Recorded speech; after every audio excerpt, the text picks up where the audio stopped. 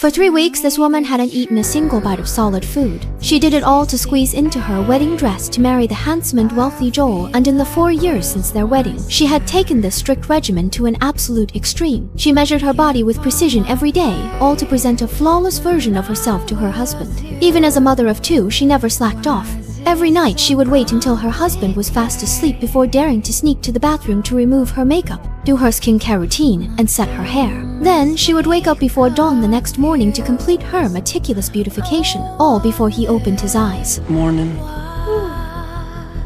Did the alarm go off? It sure did. Wow, I didn't hear it at all. You never do.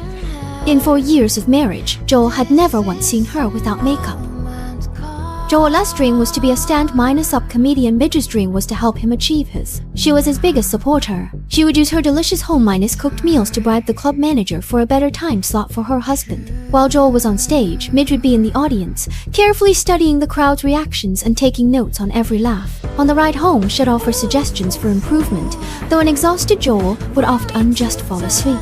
However, this seemingly perfect wife lost everything overnight. It all started with a sweater with a hole in it. Before a crucial performance, Midge, in a rush, mistakenly brought this sweater for her husband. So she does, and I put it on. Holes! Holes in my sweater. Joel set bombed completely, leaving the room in an awkward, heavy silence. In the car on the way home, he blamed Midge for the entire failure, criticizing the holy sweater and her lousy joke suggestions. Back at their apartment, while Midge was still reeling with guilt over her mistake, she was shocked to find her husband packing a suitcase. What are you doing? I have to leave you. That's my suitcase. It is? You gonna leave me with my suitcase? Joel was leaving her. Midge pleaded desperately, reminding him of their beautiful family and 2 lovely children, swearing she would do better. But Joel dropped a bombshell. I've been having an affair. He was in love with his secretary at the office, a girl who couldn't even sharpen a pencil. He was tired of this predictable life with a wife and kids. He needed a fresh start. Midge followed him, clinging to a final shred of hope, but he walked out without a second glance. Devastated, Midge ran to her parents for help. Her mother told her to reflect on what she had done wrong, while her father yelled at her for not listening to his advice in the first place. In the end, the only advice they offered was for her to get dolled up and go beg for her husband to come back. Lost in absolute despair, Midge returned to her empty apartment and began downing glass after glass of wine. Drunk, she stumbled out into the pouring rain. On the subway, people kept their distance. The once pampered princess had become the very kind of person she had always looked down on.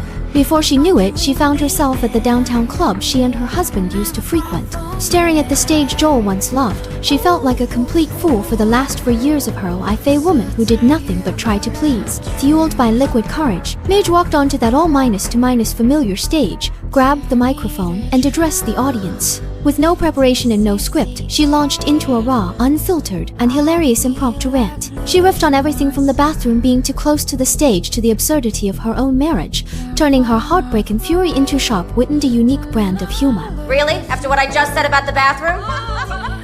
Walk of shame. Walk of shame!